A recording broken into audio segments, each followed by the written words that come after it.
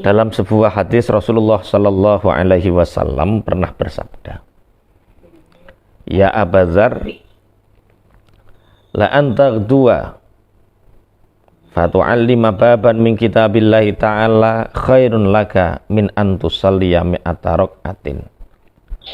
Pernah Rasulullah berwasiat kepada Abu Dzar, wahai Abu Dzar, di pagi hari kamu belajar satu bab dari ilmu,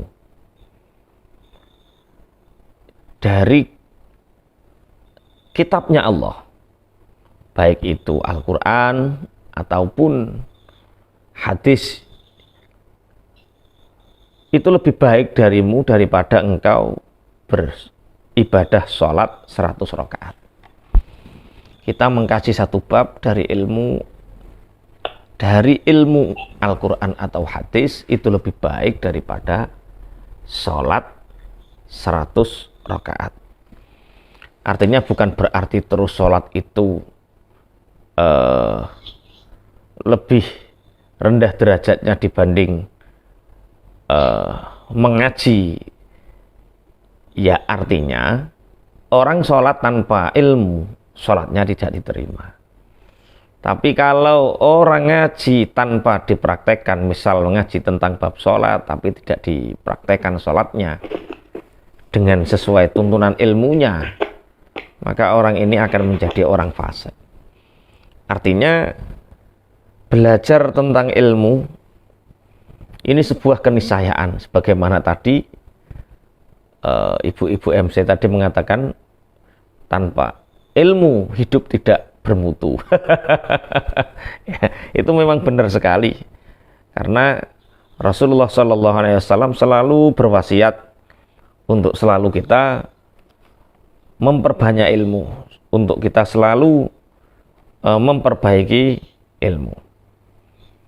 Wa an aliyin karramallahu wajhah anin nabi sallallahu alaihi wasallam annahu qala sa'altu jibrila an ashabil ilmi faqala hum siraju ummatika fid dunya wal akhirah tuba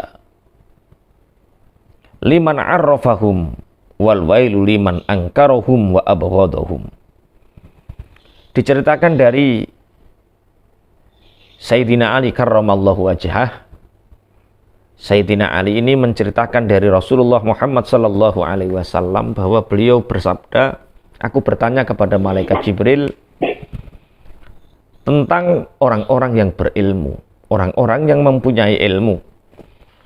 Maka malaikat Jibril mengatakan, wahai Muhammad, orang-orang yang berilmu dari umatmu itu adalah lentera.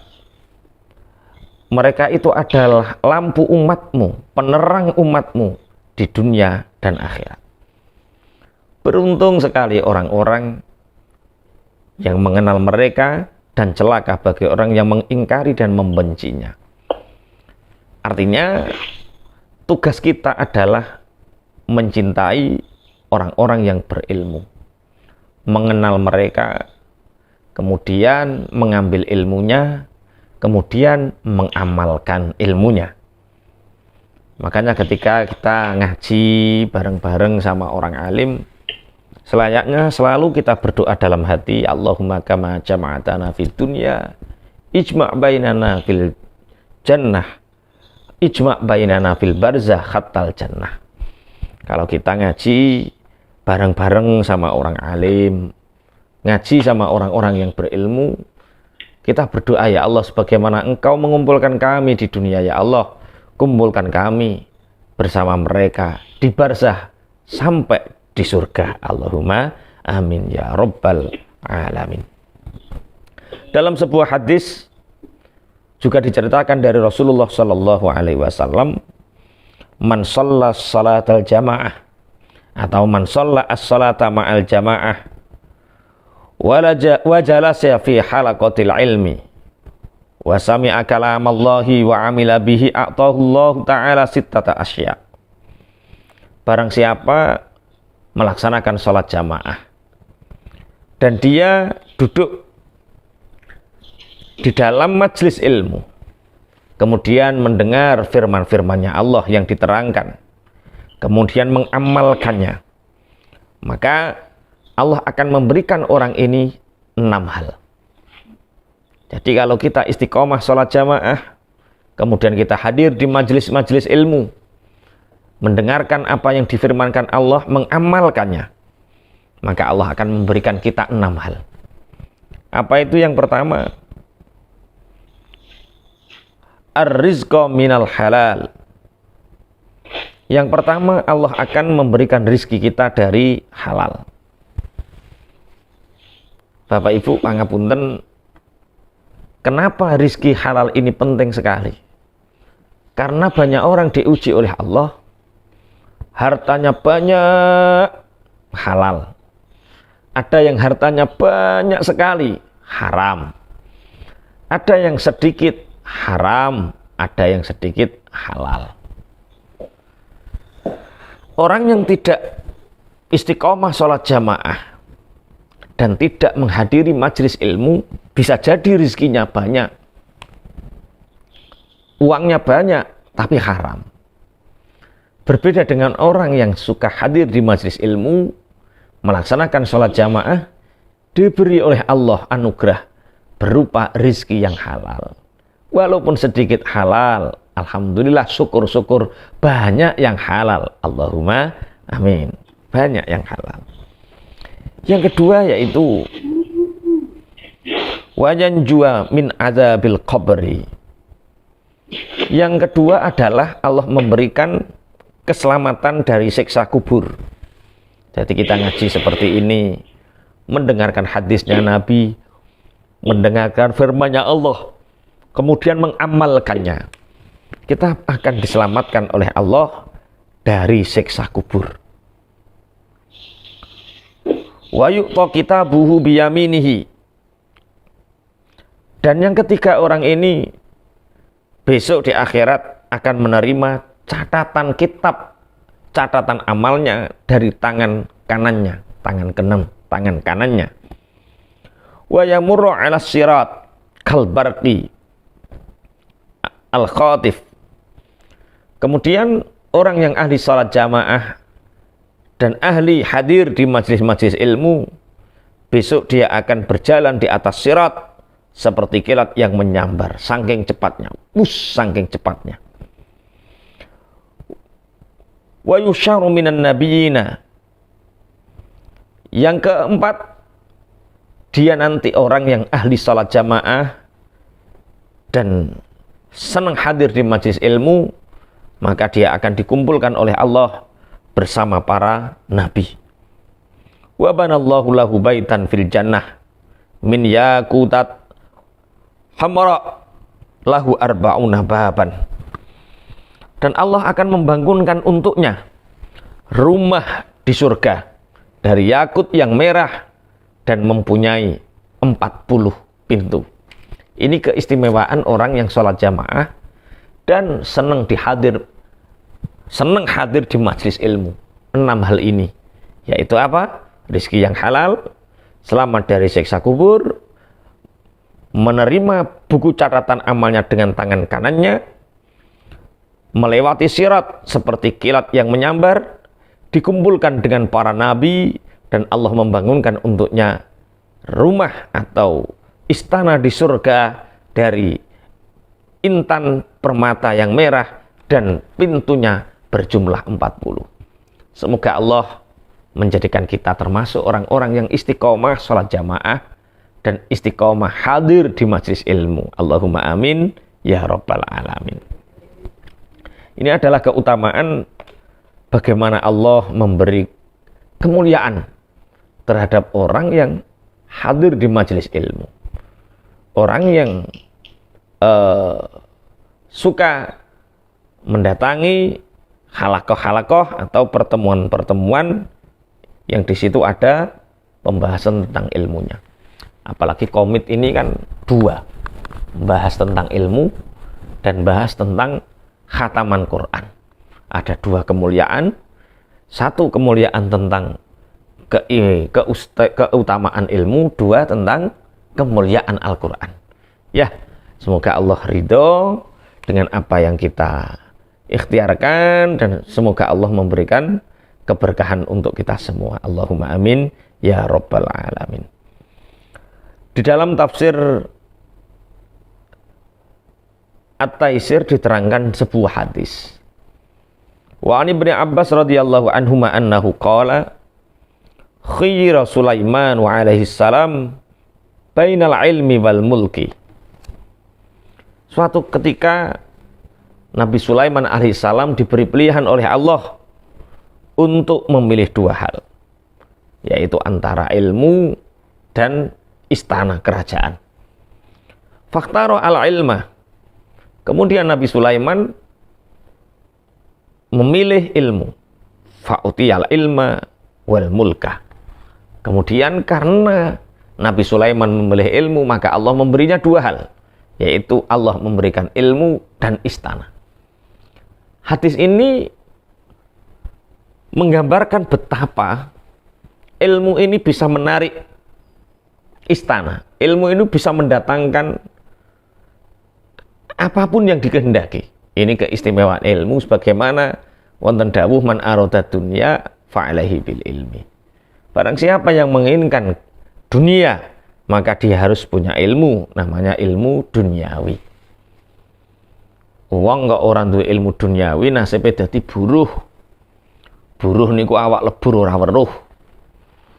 Keringat diperes, tenaga dihabiskan, tapi yang dihasilkan tidak seberapa. Karena apa? Karena bodoh tentang ilmu dunia. Kita perhatikan orang yang menjadi buruh kuli batu. Bukan berarti kuli batu itu buruk, itu halal.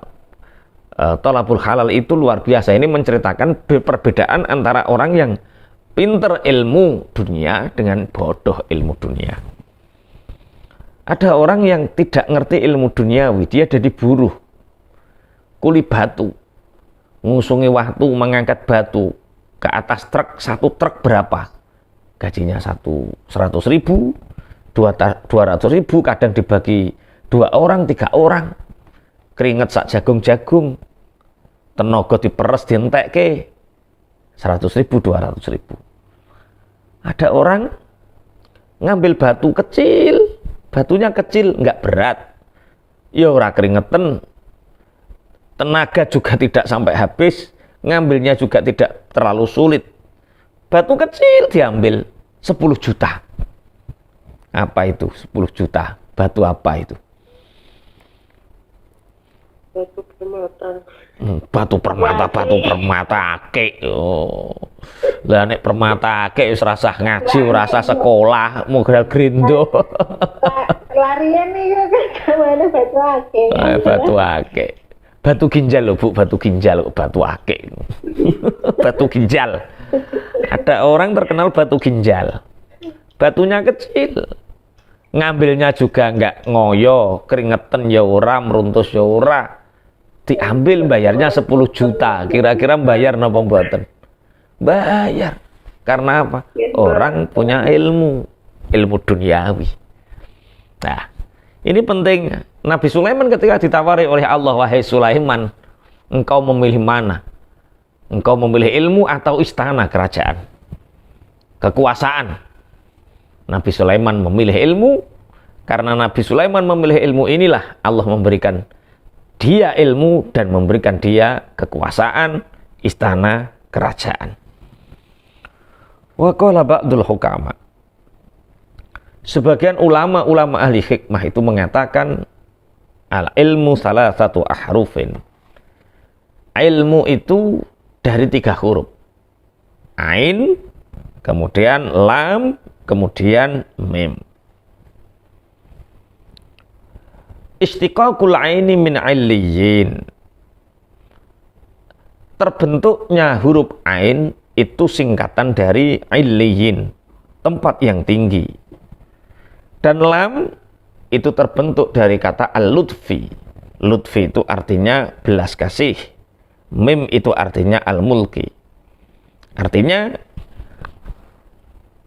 fal ainu yujawizu sahibahu ila illiyin. Artinya orang yang mempunyai ilmu, maka dia akan mencapai derajat yang tinggi. Siapa yang mempunyai ilmu, dia akan menjadikan ilmu itu latif. Ilmu itu penuh dengan cinta kasih. Dan siapa yang punya ilmu, mimnya ini mulkan, maka dia akan menjadi pemimpin para makhluk. Makanya nek kepingin mulya sangono ilmu.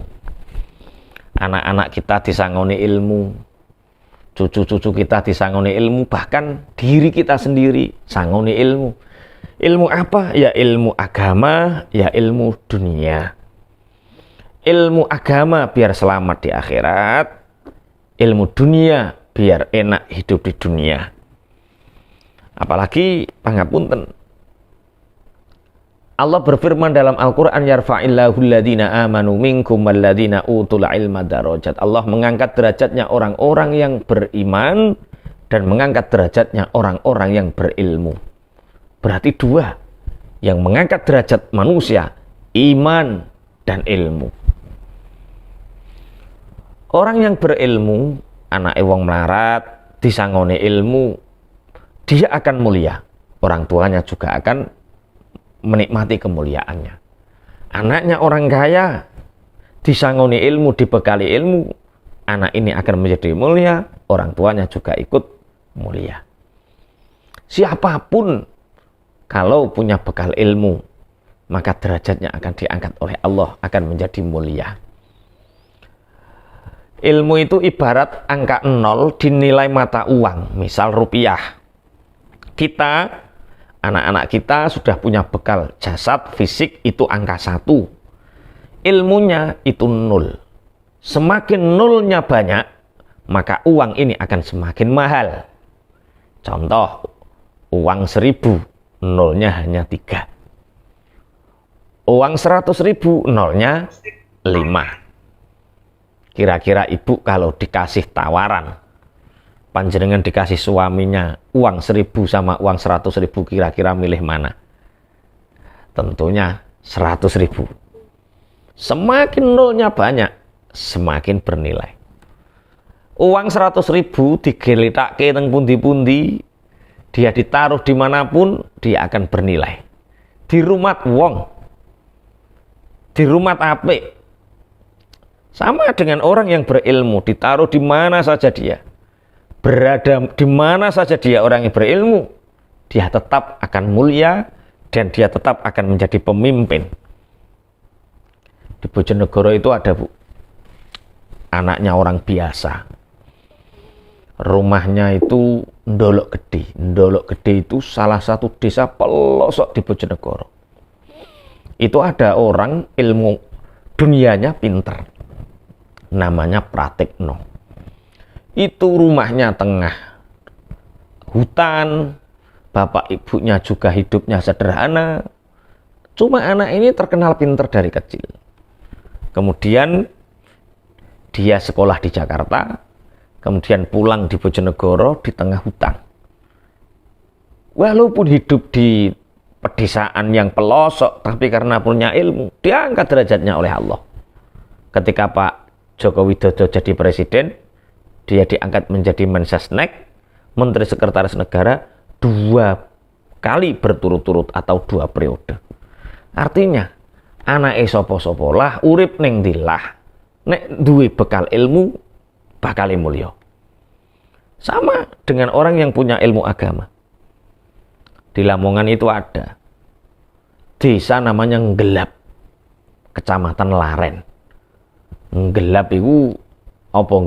Nggelap itu dudu gelap gulita, bukan loh. Nggelap itu petir. Jadi kalau orang Bojonegoro, Lamongan, Tuban iku nek muni samber petir, samber gelap. Itu ada desa, Masya Allah, nek wayah rendeng musim penghujan ke sana itu pakai perahu. Kalau musim kemarau ke sana itu jalannya Masya Allah gerugal. Walaupun ada program jalan mulus Lamongan, sampai sekarang masih gerugal. Kemarin ke sana itu kaget. Tidur itu langsung bangun, tanya sama sopir. Gludak. Saya tanya sama sopir, Mas, dalem Mbak Yai, iki masih main Indonesia atau Mas? Oh, masih Pak ya. Oh ya Allah, tak kira tondi kok koyo ngene, tak kira wis ora Indonesia. Loh, di sana itu ada orang pinter ngaji. Dari kecil terkenal pinter ngaji, punya jiwa kepemimpinan, namanya Muhammad Tolhah. Keranten pinter ngaji, terkenal wong apik, najan yang desa pelosok. Muhammad Tolhah ini zaman Gus Dur jadi presiden, diangkat menjadi menteri agama sama Gus Dur. Artinya apa? Itulah orang yang berilmu, dia akan mencapai derajat tinggi. Orang yang berilmu akan penuh dengan kasih sayang. Orang yang berilmu akan menjadi pemimpin bagi umatnya. Ilmu. Ini keistimewaan ilmu. Diceritakan bahwa sesungguhnya Rasulullah Muhammad sallallahu alaihi wasallam pernah datang di depan pintu masjid. Fara'a asyaiton inda babi. Kemudian Rasulullah diperlihatkan oleh Allah, diberi kemampuan oleh Allah saat itu melihat setan berada di pintu masjid. Kemudian Rasulullah bertanya, "Ya iblis, suma tasna'uhuna?" Hei iblis, apa yang kamu lakukan di sini? Kemudian setan menjawab, "Uridu an adkhulal masjid wa ufsida sholata hadzal musalli." Setan menjawab, aku ingin masuk ke masjid dan ingin membatalkan, merusak sholatnya orang yang sholat ini. Walakin akhafu min hadhir rajul an-naimi. Tetapi ketika aku akan masuk masjid, aku takut kepada orang ini, yaitu ada orang yang tidur di depan pintu masjid. Setan kepingin masuk, ingin menggoda orang yang sholat di dalam masjid, tapi di pinggir pintu masjid ada orang yang tidur. Dan setan ini takut sama yang tidur, tidak takut sama yang sholat. Rasulullah terkejut, Rasulullah kaget. Kanjeng Nabi kemudian bertanya, "Ya iblis, lima lam takhaf minal musalli wa huwa fil ibadah wal munajah ma'a rabbih wa takhafu minan naimi wa huwa fil ghaflati." Rasulullah bertanya kepada iblis ini, "Wahai setan, kenapa kamu tidak takut dari orang yang sholat, sedangkan dia dalam proses ibadah dan munajat kepada Allah? Sedangkan ini yang kamu takuti ini, orang yang tidur, dia dalam keadaan lupa. Kenapa kamu takuti ini orang tidur?" Setan menjawab, "Al-musalli jahilun wa ifsaduhu ashalu walakinin naimu alimun idza aghwaitu al-musalliya wa afsattu salatahu akhafu min yakzotihi wa islahihi ajalan." Setan menjawab, aku takut kepada orang yang tidur ini karena yang sholat, yang munajat itu orang bodoh. Mudah sekali untuk merusak sholatnya. Tapi orang yang tidur ini orang alim. Dia pinter ilmu agama.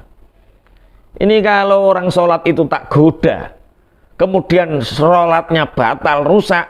Ini orang tidur ini sekali bangun bisa membenarkan, kamu sholatmu salah. Mestinya sholatmu yang benar seperti ini, seperti ini, seperti ini, seperti ini. Percuma aku membatalkan sholatnya. Ketika aku batalkan sholatnya, orang yang tidur ini membenarkannya. Maka biarkan aku takut sekali kalau orang ini sampai bangun. Biarkan orang alim ini tidur terus gitu.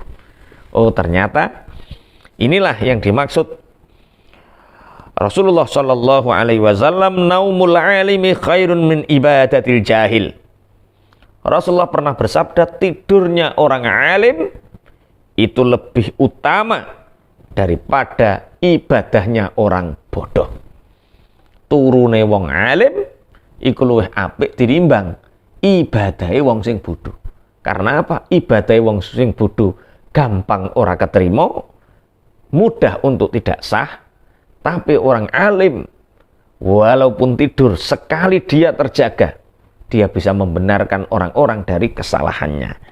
Makanya mari kita berusaha untuk menjadi orang alim atau berusaha untuk menjadi orang-orang yang berilmu dengan cara ikuti majelis-majelis taklim, ikuti kajian-kajian yang di situ bernilai ilmu. Insya Allah dengan ilmu itu Allah akan mencintai kita. Rasulullah Shallallahu Alaihi Wasallam pernah bersabda, "Man arada ayyahfazul ilma, fa'alaihi ayyulazima khamsa khisalin." Terus, kalau kita ngaji, kita punya ilmu, ilmunya juga harus dijaga. Bagaimana agar ilmu ini dijaga oleh Allah? Rasulullah bersabda, barang siapa ingin menjaga ilmunya, maka orang ini harus istiqomah melakukan 5 hal. Yang pertama, al-ula sholatul laili walau rakaataini. Yang pertama adalah sholat malam walaupun 2 rakaat. Jadi keutamaan sholat malam itu adalah juga menjaga ilmu. Kalau kita ngaji, mendapatkan ilmu, kita istiqomah sholat malam walaupun 2 rakaat, maka ilmu ini akan terjaga dan ilmu ini akan mudah diamalkan. Wathaniyatu dawamul wudu. Yang kedua adalah ilmu bisa terjaga dengan selalu menjaga wudu, jangan sampai batal. Wathalitsatu at-taqwa fis sirri wal alaniyah. Yang ketiga adalah merasa punya rasa takut kepada Allah. Takut kepada Allah baik dalam keadaan sir atau dalam keadaan alaniyah. Baik secara sembunyi-sembunyi atau secara terang menerang. Kok terang menerang? Apa nek ngarani baik secara terang-terangan kok terang menerang. Mbuh delik-belik, mbuh bareng-bareng karo wong, selalu menjaga takwa, maka ilmu akan dijaga oleh Allah. Warabi'atu ayyakula littaqawi la lisyahawati. Yang keempat, kalau ingin ilmu kita dijaga oleh Allah, kita memakan sesuatu yang membuat kita mampu melakukan ibadah, bukan karena enaknya atau keinginannya. Makan itu yang penting halal, sekedar untuk mengganjal perut dan menegakkan punggung, kemudian melakukan ibadah, itu makan. Jadi makan jangan karena disenangi kemudian dimakan, tapi makanlah sesuatu yang membuat kita mampu untuk melakukan ibadah kepada Allah. Wal khamisah as-siwaku. Yang kelima adalah dengan kita melakukan siwakan.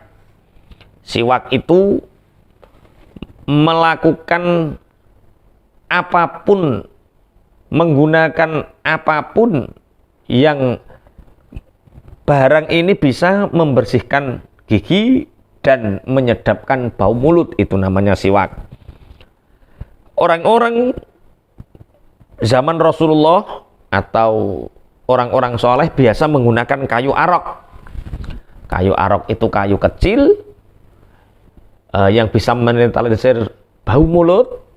Ketika digosokkan di gigi, maka gigi ini akan menjadi bersih. Namanya kayu arok, yang biasa dibawa orang-orang yang pulang umroh, pulang haji, oyote klopo, itu namanya kayu arok.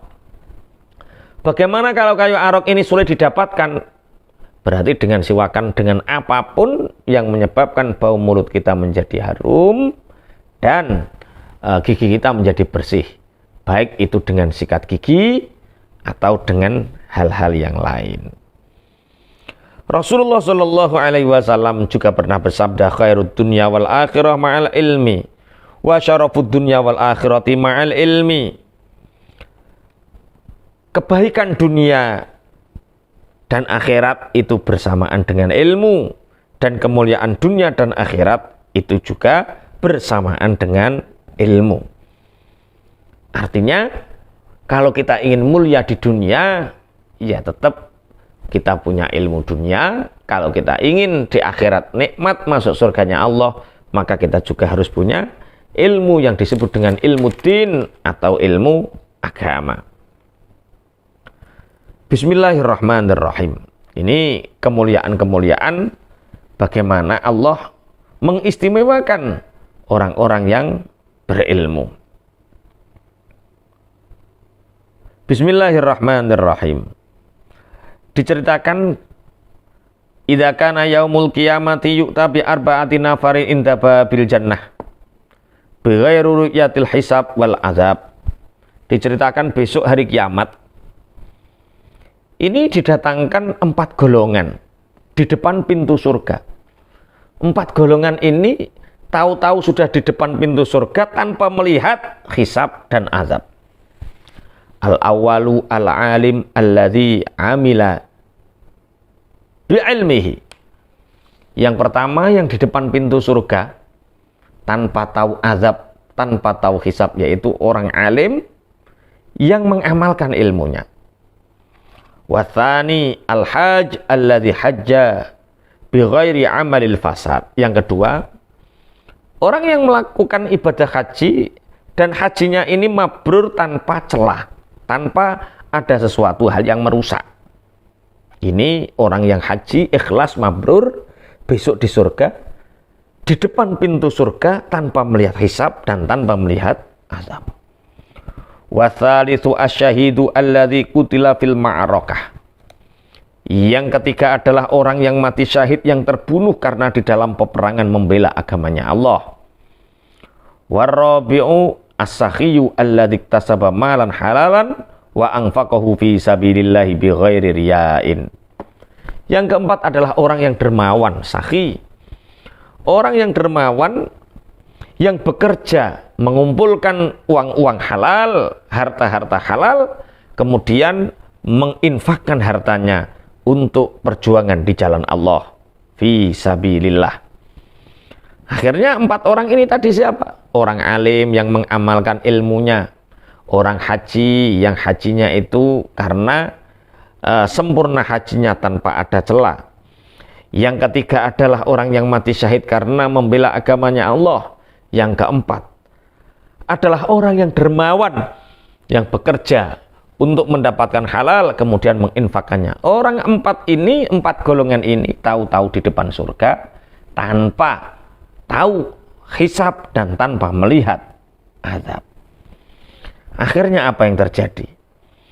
Fayunazi'u ba'duhum ba'dun lidukhulil jannati awalan.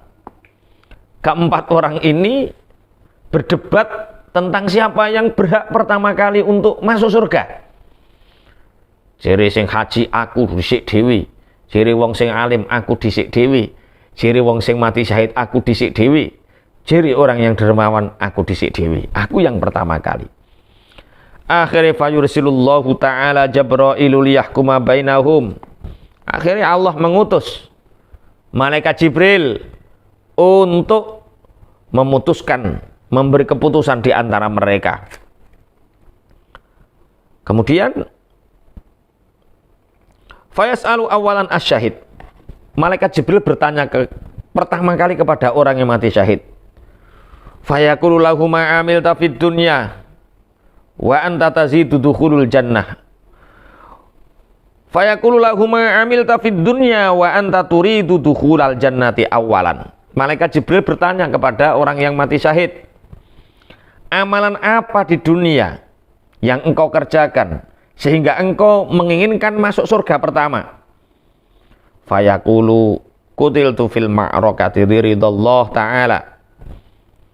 Malaikat Jibril, aku adalah orang yang terbunuh karena membela agamanya Allah. Aku adalah orang yang mati syahid karena mencari ridhonya Allah. Fayaqulu mimman sami'ta thawabas syahidi. Malaikat Jibril bertanya kepada orang yang mati syahid, kamu tahu bahwa orang yang mati syahid besok masuk surga pertama itu dari siapa? Fayaqulu minal ulama. Ya, saya mendapatkan ini dari ulama. Saya tahu bahwa orang mati syahid itu dirindukan surga, saya tahunya dari ulama. Fayaqulu ihfazil adab la taqaddam ala muallimika. Hai, kata malaikat Jibril, orang yang mati syahid, jagalah adabmu. Jangan sekali-kali engkau masuk surga mendahului orang yang mengajarimu ilmu, yaitu orang alim. Tsumma yarfa'u ra'sahu ilal hajj. Kemudian malaikat Jibril menuju orang yang haji. Fayaqulu mithla dzalik. Malaikat Jibril bertanya kepada orang yang haji ini, amalan apa yang menyebabkan engkau menginginkan masuk surga pertama? Haji. Al-hajju al-mabrur laisa lahu jazaa'un illal jannah. Haji yang mabrur tidak ada balasan baginya kecuali surga. Kamu tahu itu dari mana? Kalau orang yang haji besok mati, masuk surga, hajinya mabrur, masuk surga tanpa melihat azab dan hisab. Orang yang haji menjawab, saya tahu dari Pak Kiai, dari orang alim. Summa ila sakhi. Kemudian orang yang dermawan juga ditanya, amalan apa yang kau lakukan di dunia sehingga engkau ingin masuk surga pertama? Orang yang dermawan mengatakan, aku adalah orang yang dermawan. Kemudian malaikat Jibril bertanya, dari mana engkau tahu bahwa orang yang dermawan itu besok masuk surga pertama? Dari kiai, dari ulama. Sumaya qulu al-alimu, ilahi ma hasaltu al-ilma illa bisakhawati sakhi wa bisababi ihsanihi. Fayaqulullahu azza wa jalla, sadaqa al-alim. Ya Ridwan, iftah abwabal jannah hatta yadkhula as-sakhiyu al-jannata wa haula ibadahu. Kemudian malaikat Jibril mengatakan, wahai orang yang mati syahid, wahai orang yang haji, wahai orang yang dermawan, tahukah kalian tahu keutamaan mati syahid, keutamaan dermawan, keutamaan haji itu dari kiaimu, dari orang alim yang mengajari ilmu. Maka biarkanlah orang alim ini masuk surga dulu. Apa jawab orang alim? Orang alim menjawab, malaikat Jibril, saya nggak mau malaikat Jibril. Lah kenapa? Saya itu nggak bisa ngajar ngaji kalau nggak ada orang dermawan. Saya itu nggak bisa ngajar ngaji kalau nggak ada orang yang bantu. Ya orang bantu itu ya orang sakhi, orang dermawan. Saya malu. Akhirnya, ya sudah. Wahai malaikat Ridwan, bukalah pintu surga ini, biarkan orang yang dermawan masuk dahulu. Tapi orang dermawan ini juga malu sama kiainya. Ya sudah, kalau begitu bareng-bareng saja. Artinya, di sini didahulukan orang yang dermawan masuk surga. Karena apa? Karena orang yang dermawan itu bisa menjadikan stabilitas dakwahnya orang alim tersampaikan. Jadi yo, apa tugas kita? Nek iso dadi wong alim. Nek ora iso dadi wong alim, duwe dhuwit dadi wong luman. Nek ora iso dadi wong alim, ora iso dadi wong luman, tenagamu nggonen mati syahid. Nek gak iso mati syahid, ya wis ngumpulno bondo sing akeh, nglakonono haji sing mabrur. Lah 4 golongan ini besok di depan surga tidak tahu kapan hisab, tidak tahu kapan azab. Dia tidak pernah melihat hisab, tidak pernah melihat azab, tahu-tahu sudah di pintu surga. Semoga kita menjadi salah satu di antara 4 bagian ini. Allahumma amin. Baik itu menjadi orang alim, orang dermawan, orang mati syahid, atau orang yang bisa hajinya haji mabrur. Allahumma amin ya rabbal alamin. Ibu jamaah Masjid Komit yang kami hormati, Al-Fakir secara pribadi mendoakan mugi-mugi panjenengan sedaya senantiasa diparingi istiqomah ngaji, istiqomah menuntut ilmu, mendapatkan kemuliaan, fadilah mencari ilmu, sehingga termasuk orang yang dicintai oleh Allah. Niki keranten, sebentar lagi saya ini mau perjalanan ke Semarang, punya rutinan di sana. Kami nggak bisa terlalu larut, kami nggak bisa terlalu malam. Mari kita berdoa bersama-sama. Harapannya Allah ridho terhadap amal ibadah kita, Allah ridho terhadap apa yang kita ikhtiarkan, Allah memberikan kenikmatan kita, kenikmatan dunia, kenikmatan akhirat, kenikmatan agama, istiqomah fitini wa dunya wal akhirah. Mugi-mugi panjenengan dipun paringi rezeki ingkang berkah melimpah, dipun paringi anak ingkang sholih lan sholihah, dipun paringi sehat wal afiyah. Al-Fatihah. A'udzubillahi minasyaitonir rajim. Bismillahirrahmanirrahim. Alhamdulillahirabbil alamin arrahmanir rahim maliki yaumiddin. Iyyaka na'budu wa iyyaka nasta'in. Ihdinas siratal mustaqim. Siratal ladzina an'amta 'alaihim ghairil maghdubi 'alaihim waladdallin.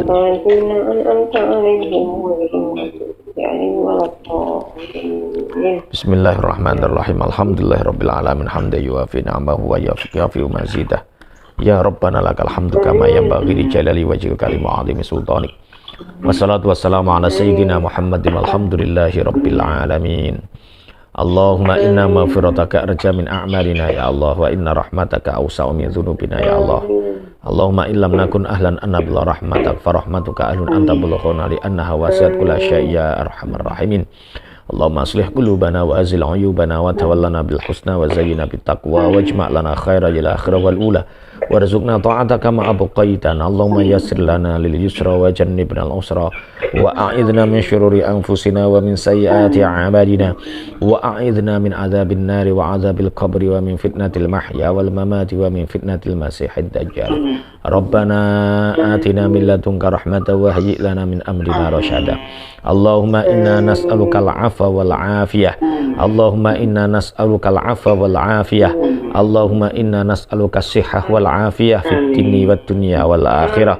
Rabbana atina fid dunya hasanatan wa fil akhirati hasanatan wa qina adzabannar. Wa sallallahu ala sayyidina Muhammadin subhana rabbika rabbil 'izzati amma yasifun. Wa salamun alal mursalin walhamdulillahi rabbil alamin. Bisiril Fatihah. A'udzubillahi minasyaitonir rajim. Bismillahirrahmanirrahim. Alhamdulillah.